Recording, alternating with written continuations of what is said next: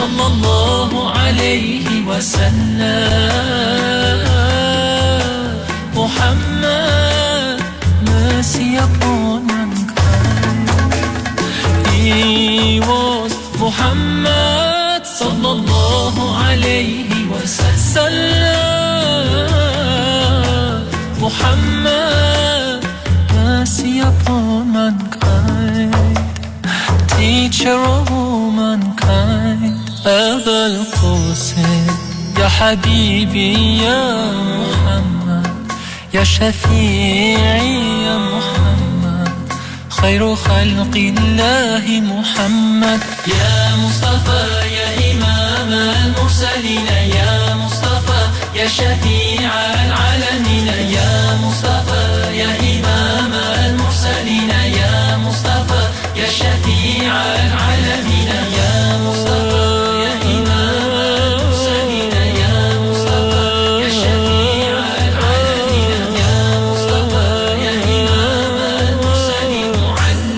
أنا الله والحمد لله ولا إله إلا الله والله أكبر سبحان الله والحمد لله ولا إله إلا الله والله أكبر سبحان الله والحمد لله ولا إله إلا الله والله أكبر سبحان الله والحمد لله ولا إله إلا الله والله أكبر سبحان الله والحمد لله ولا إله إلا الله والله أكبر سبحان الله والحمد لله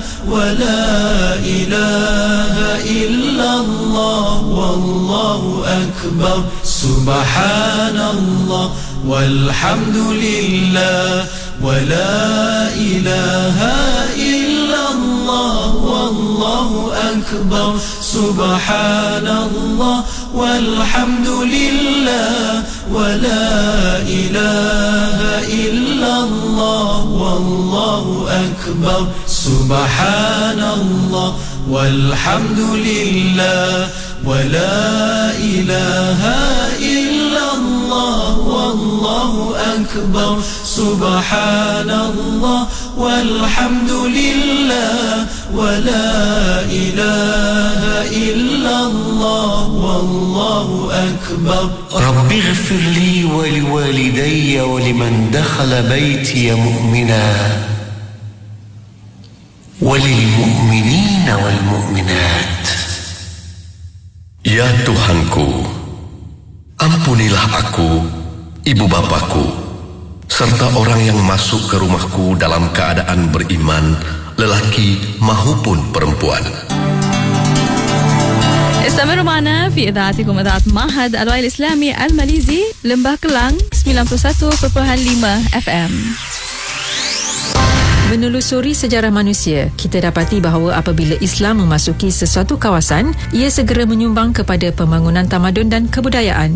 Agama Islam ialah mata air yang menjadi telaga peradaban orang dan masyarakat Islam bagi mendapatkan kekuatan dan menonjolkan kegemilangan untuk dikongsikan dan dimanfaatkan oleh manusia sejagat. Setiap episod Islam in 15 Lives memperkenalkan tokoh Muslim hebat dalam sejarah dengan mempericikan suasana kehidupan dan sumbangan yang sehingga kini masih dirasai kesannya dalam peradaban manusia. Islam in 15 Lives merupakan satu rancangan yang menjadi rujukan berkenaan sejarah ketokohan ilmuwan Islam bagi pendengar Radio IKIM yang meminati sejarah peradaban Islam. Radio IKIM 20 tahun, sentiasa relevan dan terkini. Celik sahaja mata mereka sudah mendengar letupan. Bangun saja dari tidur, mereka mulakan kehidupan dengan air mata juang. Sepanjang perjalanan hidup mereka, hanya obor semangat, kekentalan dan tawakal kepada Ilahi menjadi bekalan. Itulah rakyat Palestin, rakyat yang hidup dalam bumi perjuangan, tanah air milik kita bersama. Ayo zahirkan kebersamaan kita membantu rakyat Palestin dalam solidariti kita bersama rakyat Palestin. Layari laman web Aman Palestin di www.amanpalestin.net atau hubungi 03 8926 7019. Ikim Inspirasi Inforia Islami. Bismillahirrahmanirrahim. Assalamualaikum warahmatullahi wabarakatuh. Selamat malam anda. Kembali bersiaran untuk kita dengarkan perkongsian pada malam ini, insyaAllah menerusi Hayatus Salihin bersama dengan Al-Fadil Ustaz Muhammad Hazri Hashim Al-Bindani. Dan anda boleh dengar dekat radio macam biasa. Tonton di Facebook Live kita malam ini untuk kita bawakan seorang lagi tokoh. Kita akan kenali tokoh tabi'in kita. Kita nak bersama-sama ikuti pengajian ilmu kita pada malam ini. Harap anda dah pun bersedia untuk sama-sama belajar pada malam ini dalam Hayatus Salihin bersama dengan Al-Fadil Ustaz Muhammad Hazri Hashim Al-Bindani. Assalamualaikum Ustaz. Assalamualaikum warahmatullahi wabarakatuh. Sihat Ustaz ya? Alhamdulillah. InsyaAllah. Malam ni kita nak sambung kisah seorang lagi tokoh tabi'in. Kita akan bawakan untuk kita dengarkan sama-sama tentang Iyas bin Muawiyah Al-Muzani. InsyaAllah sahabat pendengar yang menonton di Facebook boleh share. Semoga ramai boleh ilmu dan juga manfaat perkongsian kita, dan terus dengarkan di Radio IKIM saat ini. Ustaz, untuk kita mulakan, silakan Ustaz pengajian kita. Assalamualaikum warahmatullahi wabarakatuh. Bismillahirrahmanirrahim. Wassalatu wassalamu ala Rasulillah wa ala alihi wa sahbihi wa man wala. Qala rabbi shrah li sadri wa yassir li amri wa hlul 'uqdatam min lisani yafqahu qawli. Rabbi yassir wa la tu'assir, rabbi tamim bi khair. Yang dikasihi Haji Faiz bin Haji Osman, hafizahullah, mata'ahullah bi sihhatil wa afiyah. Para asatizatul kiram, ahbabuna fillah, muslimin dan muslimat yang dirahmati Allah Subhanahu wa taala. Alhamdulillah, segala puji dan syukur kepada Allah Subhanahu wa taala kerana dengan limpahan rahmat, taufik, hidayah dan juga inayah daripada Allah Subhanahu wa taala, pada malam ni kita dapat bertemu lagi untuk kita sambung bicara berkenaan dengan para tabi'in yang merupakan mereka yang diasuh langsung oleh para sahabat ridwanullah alaihim ajma'in, generasi yang mendapat asuhan langsung daripada Rasulullah SAW. Kita nak pelajari bagaimana kehidupan mereka dan bagaimana bagaimana kita katakan kecenderungan mereka dalam kita katakan meraih kemuliaan dunia dan juga akhirat. Hababuna fillah. Kisah kita pada kali ini berkenaan dengan Iyas bin Muawiyah Al-Muzani yang dilantik oleh Sayyidina Umar bin Abdul Aziz menjadi kita katakan hakim di Basrah. Maka sejak beliau menjadi hakim di Basrah, jelaslah ketokohannya dan begitulah kehebatannya dalam menyelesaikan kemelut ummah yang berlaku di zaman beliau. Baik, Amirul Mukminin Umar bin Abdul Aziz pada suatu malam bersengkang mata. Matanya tidak mahu pejam dan hatinya tidak tenang. Pada malam yang dingin itu, di tengah kota Damsyik, Umar termanggu memikirkan soal perlantikan seorang hakim di Basrah. Orang yang akan mengadili urusan orang ramai dan akan menentukan hukum berpandukan hukum Allah.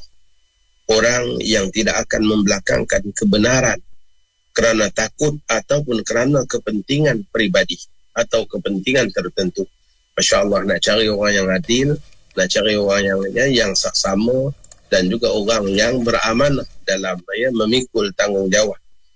Bahkan kita dah baca dulu sebuah hadis Nabi kita katakan sesiapa yang dilantik menjadi qadi, maka dia seolah-olah telah disembelih tanpa pisau. Masya Allah. Begitulah bahayanya tugas tersebut. Sudah semestinya orang-orang yang soleh, orang-orang yang alim, mereka juga sangat takut dengan jawatan tersebut, kerana ia merupakan tanggungjawab yang akan dipikul, yang berat yang akan dipikul di atas bahunya, bukan hanya sekadar di dunia, bahkan sampai ke hari akhirat kelak. Umar terpaksa membuat pilihan antara dua orang yang sama darjatnya, berpengetahuan agama tinggi dan teguh berpegang dengan kebenaran. Kedua-duanya mempunyai fikiran yang amat tajam dan pandangan yang sangat-sangat bernas. Setiap kali beliau melihat kelebihan yang pertama, beliau juga akan mendapati kelebihan yang sama ada pada tokoh yang kedua. Maka ketika paginya Umar memanggil Adi bin Atrah, gubernur Iraq yang ketika itu berada di Damsyik. Umar berkata, "Wahai Adi, temukan Iyas bin Muawiyah al-Mudhani dan Al-Qasim bin Rabi'ah al-Harithi. Bawalah mereka berbincang mengenai soal kehakiman di Basrah, dan lantiklah salah seorang di antara mereka sebagai hakim kepada kota Basrah. Maka jawab Adi seraya bingkas bangun. Beliau mengatakan, menjunjung perintah wahai Amirul Mukminin. Adi bin Atrah pun memanggil Iyas dan Al-Qasim. Adi memandang ke arah mereka berdua lalu memulakan bicara. Amirul Mukminin telah memerintahkan saya supaya melantik salah seorang di antara kamu sebagai hakim di kota Basrah. Apakah pandangan kalian berdua? Jadi kita tahu orang soleh ni kalau boleh seboleh-bolehnya tak nak kepada jawatan. Bukan nak rebut, bukan kita katakan sampai nak melobi, sampai ada kumpulan sorak ke apa, tak ada. Orang soleh ni dia takut dengan jawatan. Maka apa reaksi kedua-dua orang ni? Dua orang tokoh tabi'in ni, yang mana Sayyidina Umar bin Abdul Aziz mendapati sifat-sifat mereka kedua-duanya adalah orang yang sangat layak untuk memegang, kita katakan pos sebagai kita katakan sebagai hakim di Basrah. Mereka berdua menjawab sambil saling menunjuk sahabatnya. Dia lebih layak untuk memegang jawatan itu. Masing-masing menyebut kelebihan keilmuan, kefaqihan sahabat masing-masing. Masya Allah. Masing-masing menepis ni. Masing-masing menepis tak nak pada jawatan tu. Masya Allah. Begitu kita katakan indahnya kehidupan mereka, dan betapa mereka ni orang yang sangat takut dengan urusan akhirat. Kita ni kadang-kadang kat dunia pun kita nak tidur lebih, Faiz. Tapi kita tak kita nak bersedap je, nak tidur lebih. Tak cukup tidur lagi. Kita tak sedap nanti, Masya Allah, nanti tidur kat kubur bertahun-tahun tak bangun. Itulah tidur yang paling lama. Jadi ada orang nak tidur lama siang-siang ni, dan juga kita katakan dalam kehidupan ni dia lupa nanti dia akan tidur lama. Di hari akhirat tu tengok orang dah tidur 1000 tahun dah tak kiamat lagi. Jadi dah 1000 tahun dah tidur.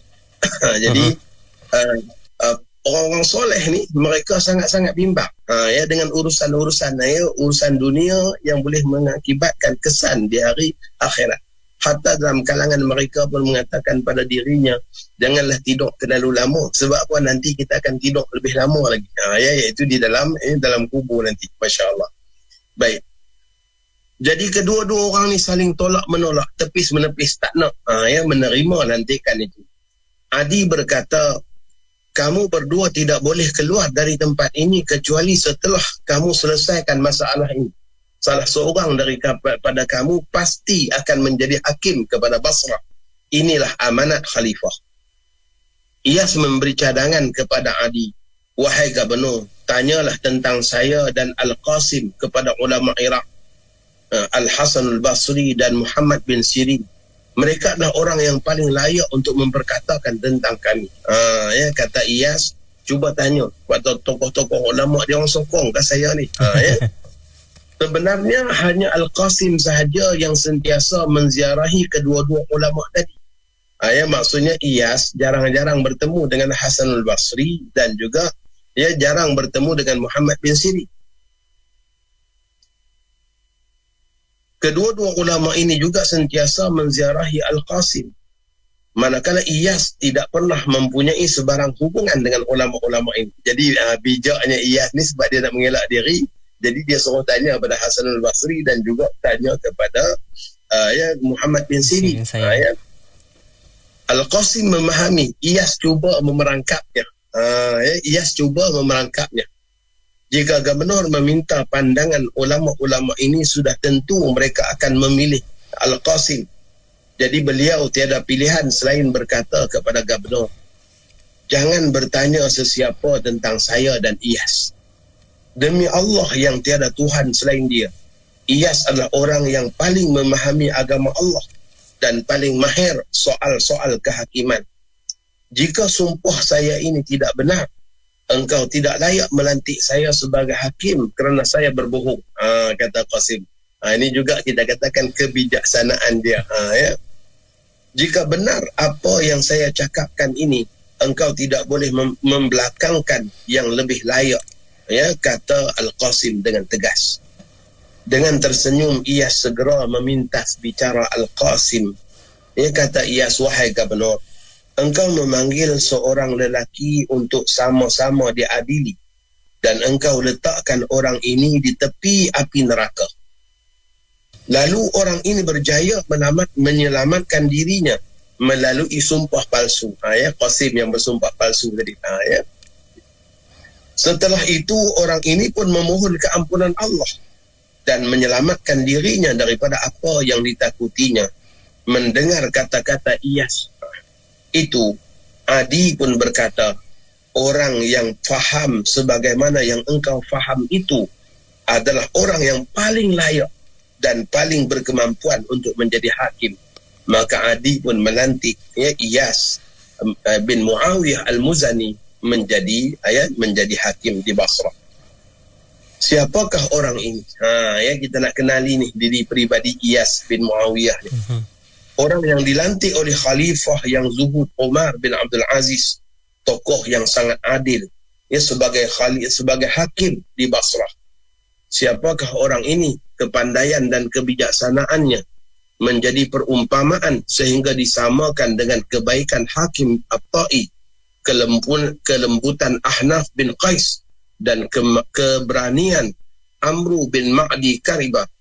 Malah Abu Tamam ketika memuji Ahmad bin Al-Mu'tasim berkata, keberanian Amru bersatu dengan kebaikan Hatim, kelembutan Ahnaf dan kebijaksanaan Iyas. Jadi maksudnya sampai nama Iyas ni dijadikan dalam perumpamaan. Dan masyarakat berketiga itu. Bila tengok orang bijak, orang kata, oi, ni bijak sungguh. Macam kebijaksanaan Iyas. Iyas bin Muawiyah bin Qurrah Al-Muzani dilahirkan pada tahun 46 Hijrah di Yamamah, Najd. Iyas mengikuti keluarganya berpindah ke Basrah. Di sana beliau membesar dan memulakan pembelajarannya. Semasa kecil, ia sering ke Damsyik menemui para sahabat yang masih ada serta tokoh-tokoh tabi'in terkemuka. Anak kecil berketurunan Al-Muzani ini telah menunjukkan tanda-tanda kebijaksanaannya semasa kecil lagi, hingga orang ramai sentiasa menyebut-nyebut nama dan kelebihannya. Walaupun ketika itu beliau sangat muda usianya. Iyas bin Muawiyah pernah menceritakan pengalamannya mempelajari ilmu matematik dari seorang ahli zimmi berbangsa Yahudi. Maksudnya zaman tu pun ada guru di kalangan orang kafir zimmi berbangsa Yahudi. Jadi Iyas ni dia belajar ilmu matematik daripada orang Yahudi, masya-Allah. Di sinilah menunjukkan kepada kita keterbukaan Islam dalam menuntut ilmu. Hatta boleh mengambil ilmu daripada orang-orang bukan Islam pun. Hikmah itu merupakan hak orang yang beriman yang hilang. Di mana sahaja dia temui kebijaksanaan tu, dia kena belajar. Supaya tidak kita katakan tidak terlepas begitu sahaja. Kebijaksanaan, kepandaian, begitulah juga kemahiran. Maka Iyas ni pernah belajar ilmu matematik di sekolah dengan seorang ahli zimmi berbangsa Yahudi. Suatu ketika teman-temannya berbangsa Yahudi berkumpul bersama guru mereka. Mereka berbincang soal agama. Iyas mendengar perbualan mereka tanpa disedari. Iyas ni orang Muslim. Dengar perbincangan orang-orang Yahudi. Guru tersebut bertanya kepada teman-temannya, tidakkah kamu hairan dengan umat Islam? Mereka mendakwa mereka akan makan di syurga dan tidak akan membuang air. Makan, minum di syurga tapi tak buang air besar, tak buang air kecil. Jadi guru dia tu mula bicara pada budak-budak Yahudi ni macam tu. Mendengar kata guru itu, Iyas pun mencelah. Dia seorang budak Muslim ni di tengah-tengah orang Yahudi, masya-Allah. Ni kata bijak ni. Sampai macam tu. Wahai guru, izinkan saya turut sama dalam perbualan ini. Maka jawab gurunya, ya boleh. Lalu Iyas pun bertanya, apakah semua yang dimakan di dunia ini akan keluar sebagai najis? Ya. Apakah yang kita makan kat dunia ni semua akan keluar jadi najis? Maka jawab gurunya tidak. Ya, tanpa berfikiran panjang, guru tadi jawab tidak. Ia menjadi makanan kepada tubuh. Sambil tersenyum mengejek ya, gurunya menjawab soalan Iyas. Ya, macam kita katakan ya, pandangan sinis ya, kepada Iyas tadi. Anak kecil itu pun berkata, jadi kenapa kamu boleh nafikan jika sebahagian apa yang kita makan di dunia ini pun boleh menjadi makanan kepada tubuh? Kenapa tidak semua yang dimakan di syurga nanti boleh menjadi makanan kepada tubuh sehingga langsung tak keluar? Masya Allah. Ya. Jadi lalu gurunya mengangkat tangan dan ya, mengutuk dirinya sendiri, mengatakan silaplah dia jawab macam tu. Dia jawab depan budak yang bijak, silaplah. Ya, kerana bagaimana Masya Allah ya, seorang budak yang cerdik, ya, pintar, boleh berfikiran sedemikian, Masya Allah. Tahun demi tahun ia semakin dewasa. Kisah kebijaksanaannya juga tersebar luas di mana sahaja beliau berada. Suatu ketika diceritakan Iyas pernah ke Damsyik ketika usianya masih kecil. Ketika itu berlaku perselisihan pendapat antaranya dengan seseorang di Damsyik mengenai sesuatu masalah. Namun orang itu lebih tua daripada Iyas. Apabila gagal meyakinkan orang tersebut dengan segala hujahnya, Iyas mengajak orang tersebut bertemu dengan hakim. Semasa di hadapan hakim, Iyas meninggikan suara memarahi lawannya. Hakim pun berkata, hai anak muda, perlahankanlah suaramu, kerana lawanmu ini sudah tua dan dihormati. Ya, sedangkan hujah-hujah Iyas sebenarnya sudah dapat mengalahkan orang tersebut, tetapi kerana tak nak diterima sampai dibawa ke pengadilan. Iyas berkata kebenaran lebih besar daripada orang ni. Ya, walaupun dia lebih tua, tapi kebenaran lebih tua lagi. Sama juga kadang-kadang orang nak tengok yang datang mengajak ni muda aja, tapi fikir dulu yang duk mengajak tu memang muda, tapi ilmu yang dia mengajak tu dah tua dah. Ya, Quran dan hadis tu dah 1000 tahun lebih dah. Jadi ambillah ya, mutiara nasihat dan juga daripada apa yang disampaikan. Iyas berkata kebenaran lebih besar daripada orang ini. Diam, marah hakim. Iyas tetap bertegas, siapakah yang akan mengemukakan hujah saya jika saya diam saja? Siapa nak berhujah, kata Iyas. Ya, datang ke kamar mahkamah ni sebab nak berhujah. Jadi kalau disuruh diam, siapa nak berhujah? Muka hakim merah padam sambil mengetak bibirnya. Semenjak engkau masuk ke sini, semua yang engkau katakan tidak benar.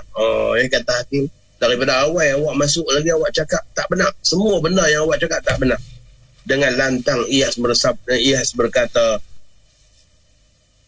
tiada Tuhan melainkan Allah dan tiada sekutu baginya.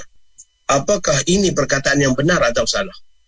Ya, sebab kata sejak daripada masuk cakap tak benar. Ni yang saya cakap ni benar ataupun tak benar. Ya, tiada Tuhan melainkan Allah. Hakim terdiam mendengar hujah Iyas dan berkata, benar. Demi Allah memang benar. Ya. Begitulah ya kebijaksanaan Iyas. Anak muda berketurunan Al-Muzani ini begitu tekun mendalami ilmu. Akhirnya beliau berjaya mencapai satu tahap hingga guru-gurunya sendiri tunduk kepadanya. Mereka menjadikan anak ini sebagai imam mereka. Malah mereka berguru dengannya walaupun ketika itu beliau masih kecil. Pada suatu hari, sebelum ditabalkan menjadi khalifah, Abdul Malik bin Marwan menziarahi Basrah. Ya, Abdul Malik bin Marwan ni khalifah. Ya. Ini ketika mana beliau belum dilantik sebagai khalifah. Abdul Malik ternampak Iyas yang ketika itu masih terlalu muda. Malah misai pun belum tumbuh lagi. Namun Abdul Malik bin Marwan hairan melihat 4 orang qari yang sudah berjanggut bahkan memakai jubah hijau. Ya, jubah hijau ni merupakan jubah yang dipakai oleh para ilmuwan di zaman dulu. Ya, bila seseorang tu dia pakai jubah putih kemudian jubah hijau pula di luar, itu tandanya dia ni dah, kita katakan ya, dah mencapai tahap keilmuan, tahap guru dah. Ya, macam kita katakan zaman sekarang ni mungkin kita katakan macam kad tauliah dan sebagainya lah, orang yang telah ditauliahkan. Kalau di Al-Azhar tu ya, dengan kopiahnya masya-Allah ya, kopiahnya ya, kopiah merah, tali hitam, kopiah merah, tali biru, ada makna semua tu, bukan saja-saja pakai je ya, kita aja saja-saja pakai ya, tapi di Al-Azhar ada ya, ada yang melambangkan kealiman dalam tafsir, ada melambangkan kealiman dalam dalam ilmu Al-Quran, ada yang melambangkan kita katakan Al-Quran bergerak sehingga kan dia boleh ceritakan setiap nombor ayat. Masya-Allah ya, sampai begitu ya, dengan identiti pakaian jubah Al-Azhar dengan kopiah dan talinya tu, dia ada tali yang berwarna-warna ya, bukan saja-saja.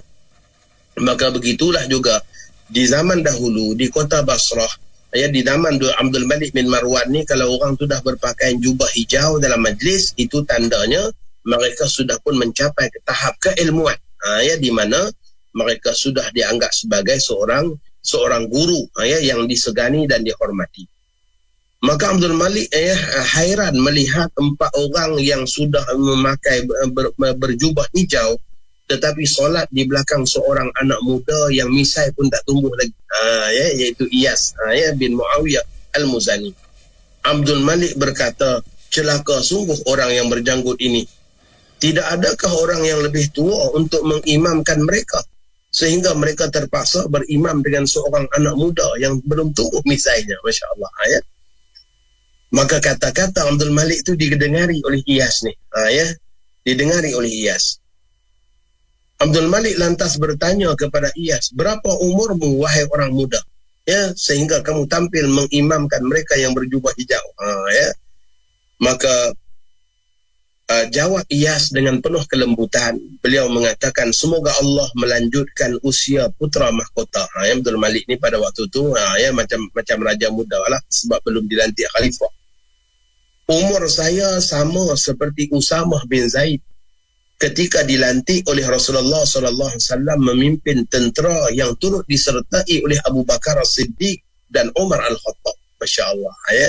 Kata dia umur 18 tahun, sama macam Usamah bin Zaid, di mana Usamah bin Zaid pada ketika itu telah dilantik memimpin satu angkatan perang yang mana tentera yang ikut di bawah pimpinan Usamah ialah Abu Bakar As-Siddiq dan Umar Al-Khattab. Masya Allah ya. Jadi ini bijaknya beliau dalam menjawab soalan yang diajukan ya.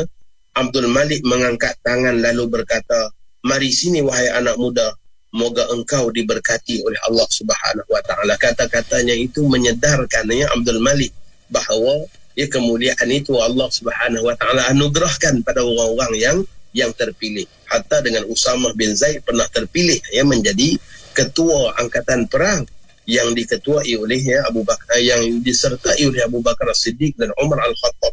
Siapa tak kenal Abu Bakar dan juga Umar dengan kemuliaannya, tetapi mereka sanggup untuk berada di bawah kepimpinan Usamah bin Zaid. Pada suatu ketika orang ramai meninjau anak bulan Ramadan.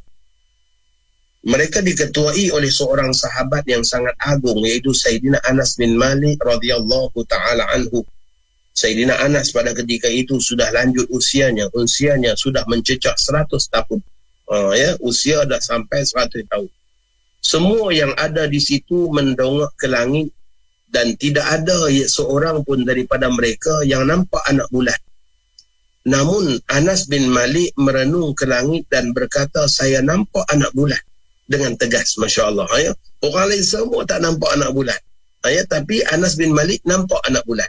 Dan Anas bin Malik pada ketika itu seorang yang dah kita katakan lanjut usianya, dah usia 100 tahun. Sayyidina Anas bin Malik meninggal dunia di usia 102 tahun. Masya-Allah ya. Jadi Anas bin Malik seorang aja bertegah, aku nampak anak bulan. Orang lain kata, tak, kami tak nampak. Ramai yang ada tu semua tak nampak.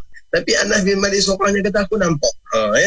Jadi macam mana cara kita katakan nak menegur Sayyidina Anas bin Malik ni tokoh sahabat yang terkenal, guru yang sangat dimuliakan, hafal beribu-ribu hadis Nabi. Tiba-tiba beliau mengatakan beliau nampak anak bulan, orang lain tak nampak.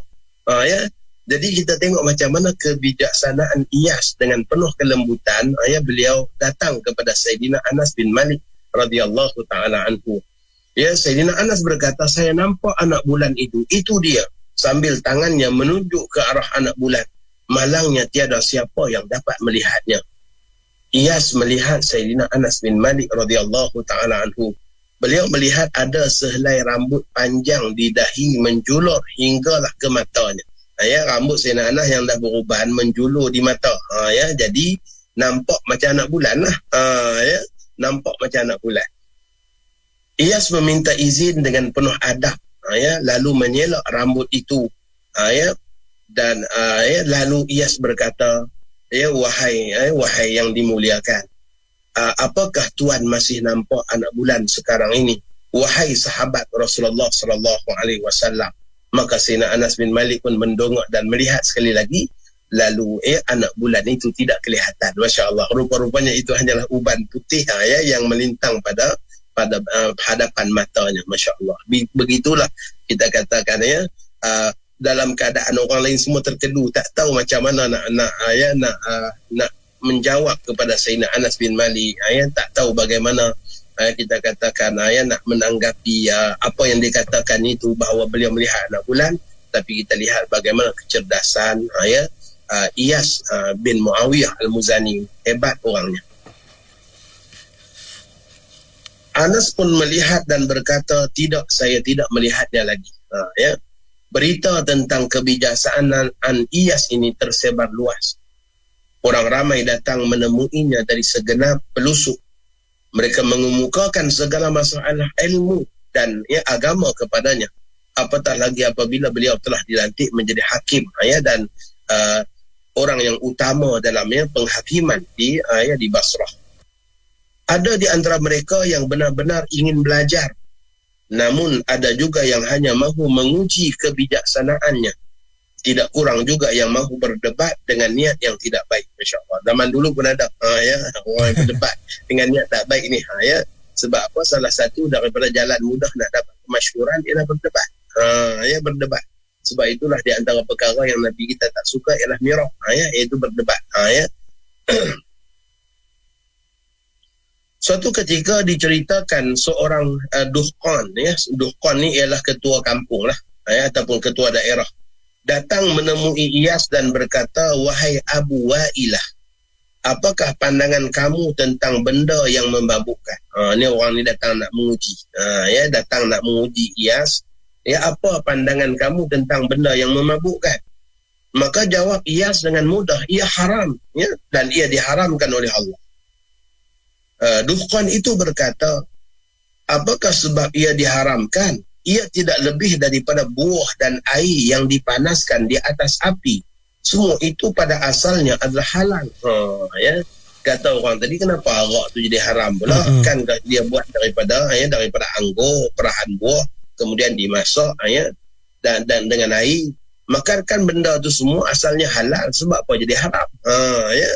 Asalnya kan halal. Buah anggur pun halal, air dia pun halal.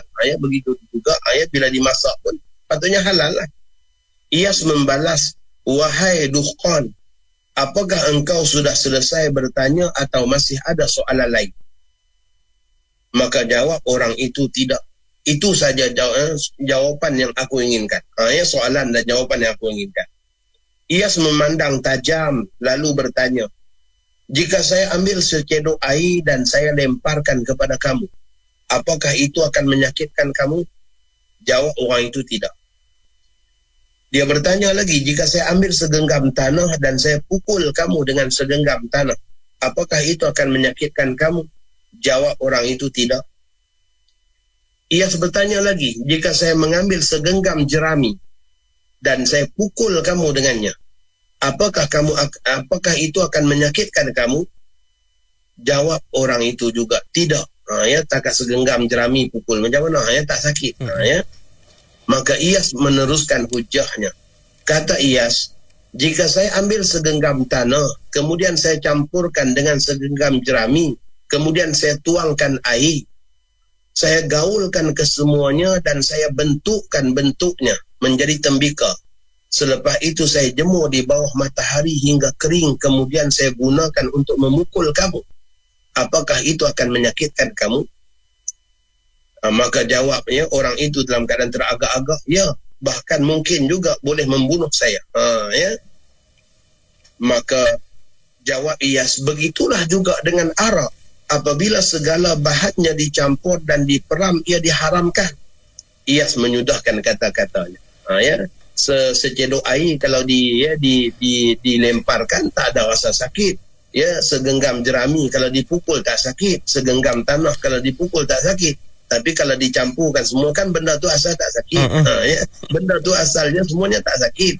Tapi bila dikumpulkan jadi tembikar, dah jadi pasu ke? Dah jadi batu kalau diketuk, ya, boleh bawa maut.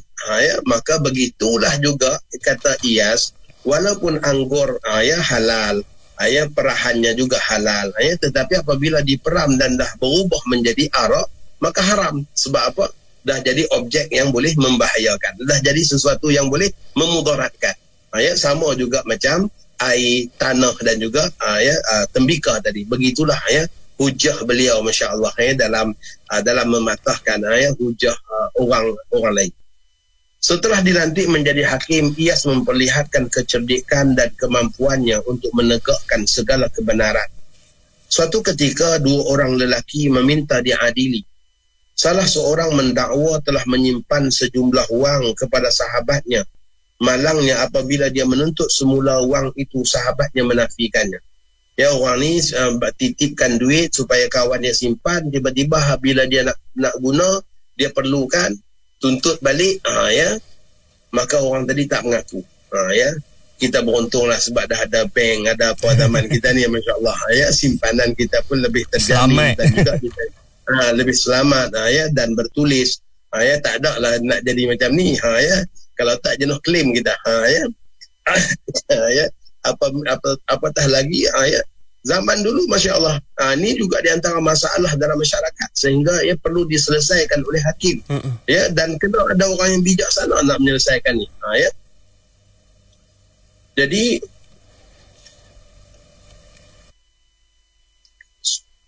mereka berdua bertemu, ya, menemui Iyas, minta diadili, ya, masalah tersebut. Seorang mendakwa, dia serahkan duit pada orang ni, tetapi orang ni, ya, bila dia minta balik tak mengaku, ya, kata menerima duit tersebut.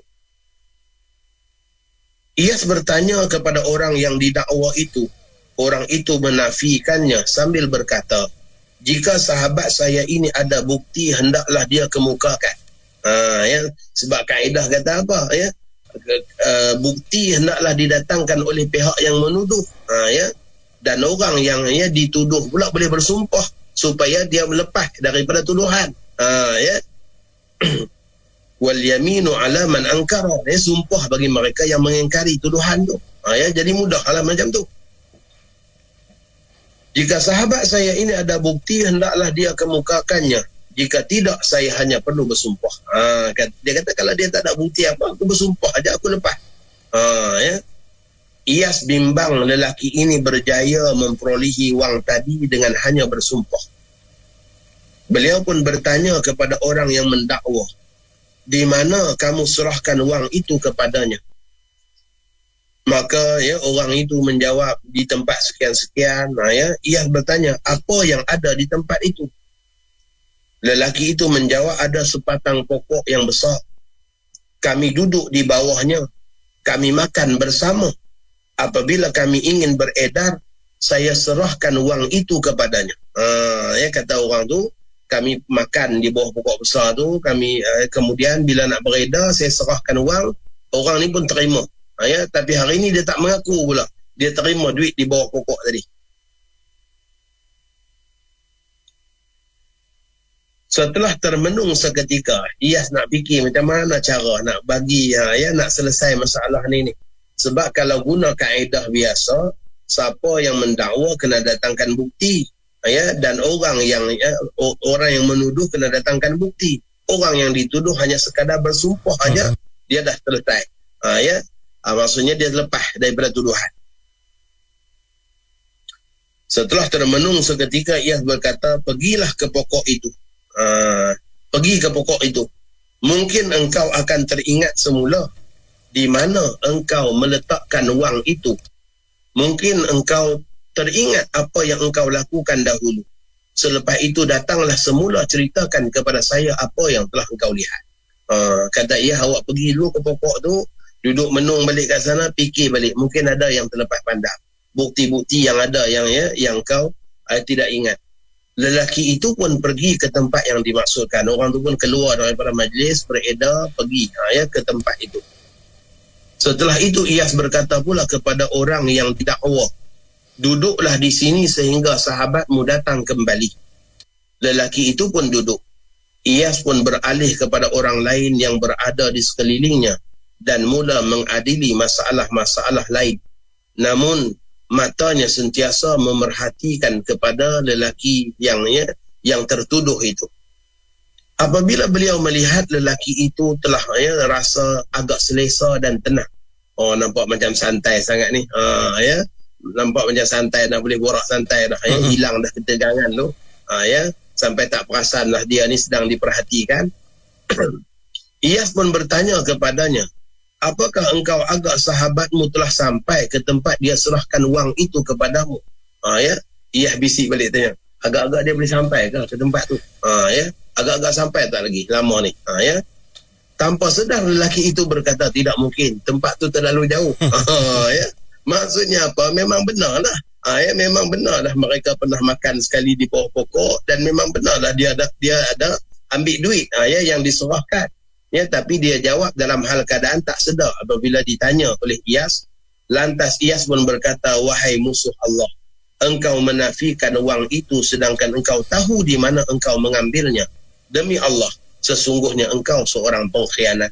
Lelaki itu tergamam dan terus mengakui perbuatannya. Iyas menahan lelaki itu sehinggalah sahabatnya pulang. Selepas itu beliau memerintahkan agar lelaki itu memulangkan semula wang yang diambilnya. Beginilah kita tengok bagaimana kebijaksanaan seorang hakim dalam menyelesaikan sesuatu masalah. Sebab hakim ni dia kena buat keputusan yang sangat-sangat bijak, yang sangat-sangat kita katakan selamat, apatah lagi masya-Allah, orang yang jadi hakim ni sebelah kakinya dikatakan sudah pun berada di batas neraka, masya-Allah, hanya tinggal sebelah aja lagi. Maka dengan sebab itulah para salih ini masya-Allah dalam mereka berhukum, mereka menggunakan seluruh kebijaksanaan. Selain itu kita tak nafikan bahawa ketakwaan mereka menjadikan mereka orang yang sentiasa mendapat pedoman daripada Allah, sehinggalah mereka dapat menyelesaikan masalah-masalah tersebut. Baik, kita nak rehat dulu kah? Boleh juga kita pergi laluan. Kita nak rehat seketika, kembali selepas ini untuk kita sambung lagi kisah Iyas sebagai seorang hakim di Basrah. InsyaAllah kita kembali selepas ini. Jadi anda jangan ke mana, ikuti Hayatus Salihin seketika nanti. Lah, dari lagi dah bajet. Ingat tadi RM100 je, tapi dah jadi RM180 pula. Tengok ni, shampoo, beras, susu tepung, barang-barang ni semua. Ingat kan tak lebih dari RM100. Awak tak tengok dulu ke harga barang-barang tu, supaya lebih senang nak buat perbelanjaan? Alah, ini kan kedai serba murah, jadi saya main ambil je lah. Kedai serba murah ke, serba mahal ke, perlu melihat tanda harga dahulu sebelum membeli sesuatu barang. Harga barang di sesuatu tempat juga ada kalanya berbeza-beza. Jadi, awak pun boleh membuat perbandingan harga. Ingat, kita sebagai pengguna kena bijak membeli, barulah jadi pengguna bijak. Kuching 93.7 FM. Teruskan kesetiaan anda bersama kami, IKIM Inspirasi Inforia Islami menerusi Hayatus Salihin. Kita bawakan bersama dengan Al-Fadhil Ustaz Muhammad Hazri Hashim Al-Bindani. Kita nak kenali seorang tokoh. Kita dah berkenal-kenal tadi. Seorang tokoh merupakan hakim di kota Basrah, iaitu Iyas Muawiyah, dan insyaAllah kita nak sambung lagi sama-sama perkongsian berkenaan dengan Iyas ini. Silakan Ustaz. Alhamdulillah.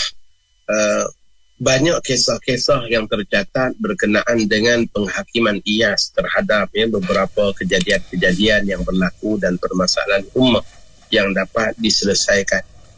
Kepintarannya ada disebut dalam sebuah kisah, suatu ketika ada seorang lelaki berpura-pura baik di hadapan orang ramai. Orang ini menunjukkan kewarakan dan ketakwaannya hingga orang ramai memuji-mujinya. Masya Allah. Ada orang yang berpura-pura baik di hadapan manusia. Inilah di antara kita katakan perkara yang sangat-sangat kita bimbangi di zaman kita ini. Masya Allah. Kalau di zaman dahulu saja sudah ada yang macam tu, skema yang macam tu, zaman kita ni lagilah banyak skema. Zaman kita ni lagi banyak skema. Ramai yang menjadikan lelaki ini sebagai pemegang amanah untuk menjaga harta benda mereka ketika mana mereka bermusafir. Malah ramai juga yang menjadikannya sebagai pemegang wasiat untuk menjaga anak-anak mereka selepas ketiadaan mereka. Suatu hari ada seorang lelaki datang membawa hartanya untuk disimpan oleh lelaki tersebut yang berpura-pura baik. Apabila orang ini memerlukan hartanya, dia pun menuntut semula hartanya. Malangnya lelaki itu enggan memberikannya semula, bahkan menafikan pernah menerima harta tersebut daripada orang tersebut. Orang itu pun mengadu kepada Iyas. Iyas bertanya, apakah sahabat engkau itu tahu engkau datang menemui saya? Iyas tanya, orang tu tahu tak ni awak datang beraduan ni? Tak tahu. Dan kita di sini juga kita belajar bahawa ada perkara yang dikatakan mengumpat yang hukumnya boleh. Mengumpat yang hukumnya boleh. Setengah-setengah orang kata, apa nak mengumpat orang ni? Berdosa mengumpat. Ada mengumpat yang tak berdosa.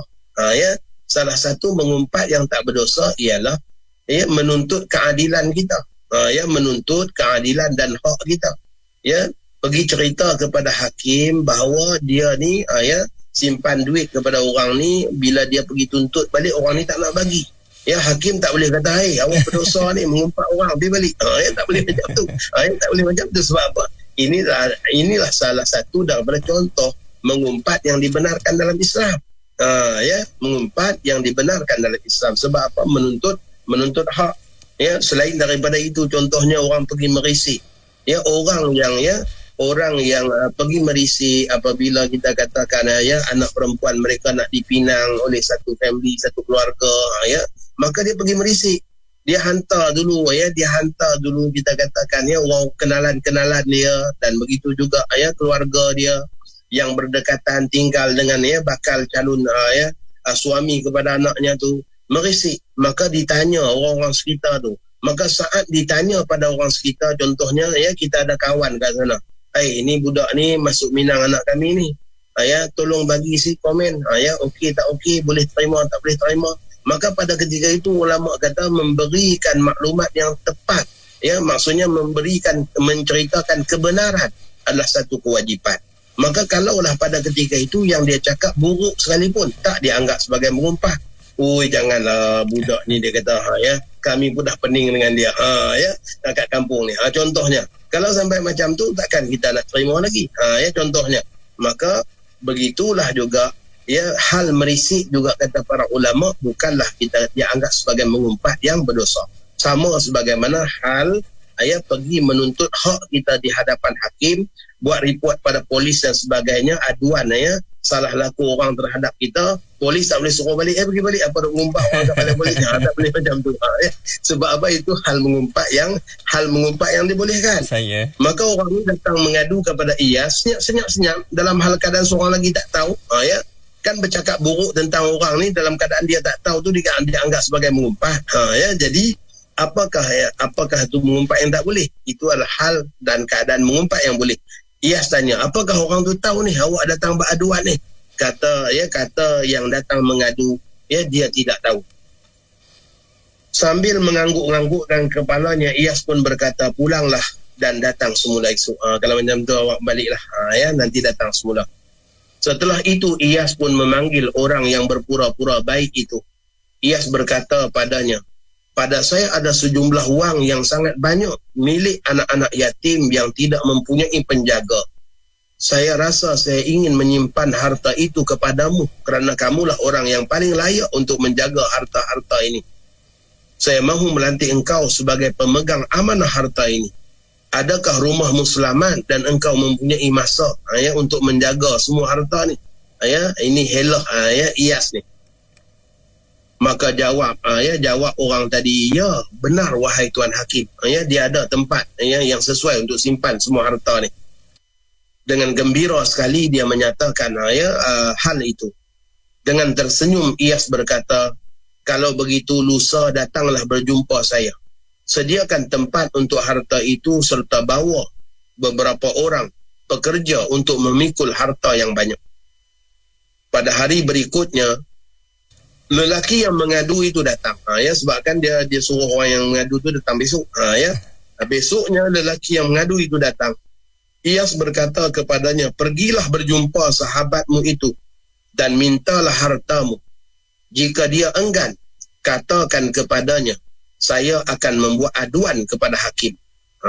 Saya akan membuat aduan kepada hakim tentang pengkhianatan kamu terhadap saya. Lelaki itu pun pergi bertemu dengan sahabatnya itu. Malang sahabatnya itu masih enggan memberikannya, memulangkan balik hartanya, malah menafikannya. Maka lelaki itu pun berkata, jika begitu saya akan membuat aduan kepada hakim. Biarlah hakim menentukan. Apabila mendengar ancaman tersebut, bagi tahu kata nak jumpa hakim buat aduan, kawan ni baru nak dapat jawatan. Kawan ni baru nak dapat jawatan ni, nak jaga harta banyak tu. Dia pun terus menyerahkan semula harta tersebut dan cuba berbaik-baik semula dengan lelaki itu supaya tidak mengadu kepada hakim. Lelaki tersebut pun kembali berjumpa Iyas dan berkata, sahabat saya itu telah memulangkan semula hak saya. Setelah saya mengatakan akan membuat aduan kepada Tuan. Semoga Allah membalas kebaikan Tuan. Setelah itu lelaki yang dipercayai keesokannya pula datang sebab nak ambil banyak harta ni. Nak ambil banyak harta yang dijanjikan dengan jawatan sebagai penjaga amanah anak-anak yatim. Dia telah datang menemui Iyas sebagaimana waktu yang telah ditetapkan, membawa bersamanya beberapa orang pekerja. Lantas Iyas pun menegur dan mengancam perbuatannya dengan berkata, engkaulah manusia yang paling keji wahai musuh Allah. Engkau jadikan agama sebagai alat untuk membolot dunia. Masya Allah. Awak jadikan agama penampilan diri, kepercayaan orang, tetapi dengan cara untuk membolot untuk membolot dunia sehingga menipu dan mengambil hak orang lain. Masya Allah. Inilah yang dikhawatiri, yang dibimbangi. Seringkali berlaku dan tular berbagai-bagai kejadian-kejadian di mana orang-orang yang tidak beramanah mengambil kesempatan atas hak orang lain atas jalan agama. Begitulah kepintaran Iyas sehinggalah seumur hidup beliau menjadi hakim di Basrah dengan penuh ketokohan dan juga kebijaksanaan menyelesaikan permasalahan ummah. Dan beliau merupakan seorang tokoh yang sangat hebat dalam ilmunya, dan begitulah juga sangat warak dalam kehidupannya, dan beliau juga merupakan ahli ibadat yang sangat hebat. Ketika Iyas bin Muawiyah berusia 76 tahun, beliau bermimpi menunggang kuda bersama ayah dia. Waktu dia umur 76 tahun, dia mimpi sama-sama tunggang kuda dengan ayah dia. Mereka berdua menunggang seiringan, maksudnya seiring, tak ada seorang ke depan, tak ada seorang ke belakang, beriringan menunggang kuda. Tiada siapa di hadapan dan tiada siapa di belakang. Ayah Iyas meninggal dunia di usia 76 tahun. Ayah dia ni meninggal dunia di usia 76 tahun. Suatu malam sebelum Iyas masuk tidur, beliau bertanya kepada keluarganya, apakah kamu tahu malam apa ini? Maka mereka menjawab tidak. Maka kata Iyas, pada malam ini genaplah usiaku dengan usia ayah. Malam ni kata Iyas, usia saya 76 tahun. Genap sama macam usia ayah saya 76 tahun. Sambil merenung wajah ahli keluarganya seorang demi seorang, beliau mengatakan malam ni genaplah usiaku 76 tahun, sama seperti usia ayahku 76 tahun. Sesudah subuh isterinya mendapati Iyas telah pun meninggal dunia. Masya Allah. Moga Allah merahmati roh Iyas bin Muawiyah Al-Muzani, seorang hakim yang sukar ditemui. Kebijaksanaan dan kesungguhannya menegakkan kebenaran dianggap suatu yang luar biasa oleh masyarakat di zamannya. Jadi mudah-mudahan kita dapat ambil pengajaran daripada kisah Iyas bin Muawiyah Al-Muzani dengan keilmuan, dengan kita katakan kewarakan, dan begitulah juga ketegasan dalam menegakkan hukum serta kebijaksanaan dalam mencari kebenaran. Wallahu a'lam. Jazakallah khair Ustaz untuk perkongsian kita kali ini, bawakan satu kisah yang amat menarik untuk kita hayati, untuk kita jadikan panduan dalam kehidupan kita. Tokoh tabi'in ini insya-Allah semoga macam Ustaz sebutkan tadi, semoga dapatlah kita sama-sama pelajari apa pun yang dah pun kita belajar dari awal Hayatus Solihin ini, kisah-kisah yang diceritakan, yang dikongsikan, yang tak lain tak bukan untuk kita faham bagaimana ketokohan menuntut ilmu, bagaimana amanahnya yang perlu dijaga, dan insya-Allah itu semua dah ditunjukkan oleh para sahabat, tokoh-tokoh tabi'in kita yang dididik langsung oleh sahabat Nabi radhiyallahu anhum ajma'in. Dan insya-Allah kita nak sambung lagi ikuti Hayatus Solihin pada minggu hadapan, hari Khamis 9 malam seperti biasa, untuk tokoh lain pula yang akan kita bicarakan. Ustaz, sekali lagi terima kasih banyak Ustaz untuk ilmunya hari ini. InsyaAllah di kesempatan kita jumpa lagi Ustaz. Assalamualaikum. Assalamualaikum. Buat anda sahabat-sahabat saya, teruskan setia bersama kami untuk ikuti ulangan Hayatus Solihin kita bawakan pada Sabtu jam 9 malam di IKIM Inspirasi Inforia Islami. Mengikut kaji selidik JFK yang terkini, Radio IKIM adalah radio Islami nombor 1 di Malaysia. Terima kasih kepada anda yang sentiasa bersama kami. Radio IKIM 20 tahun Inspirasi Inforia Islami.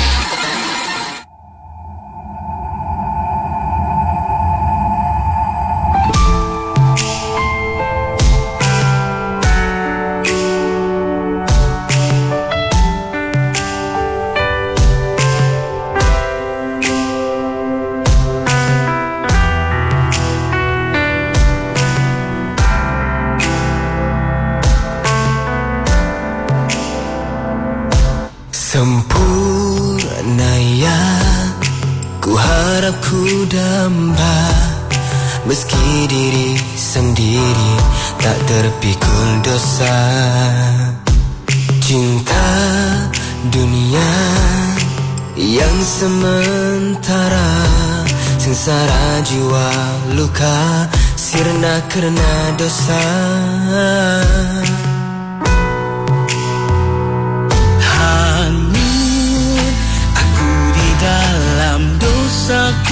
Terimalah taubat, sujud pengampunanku. Dilema terus membuatku buntu, memilih yang dahsyat cintanya. Sempurna yang ku harap ku damba, diri sendiri tak terpikul dosa. Cinta dunia saat sementara, sengsara jiwa luka sirna kerana dosa.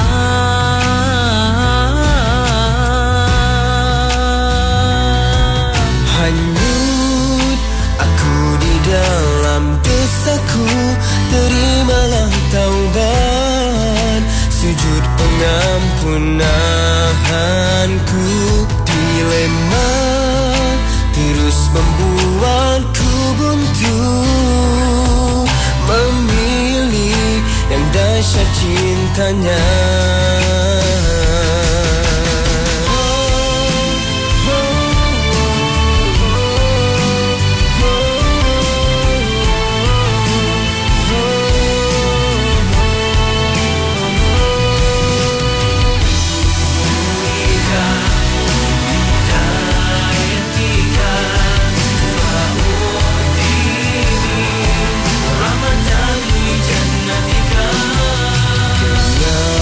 Cahaya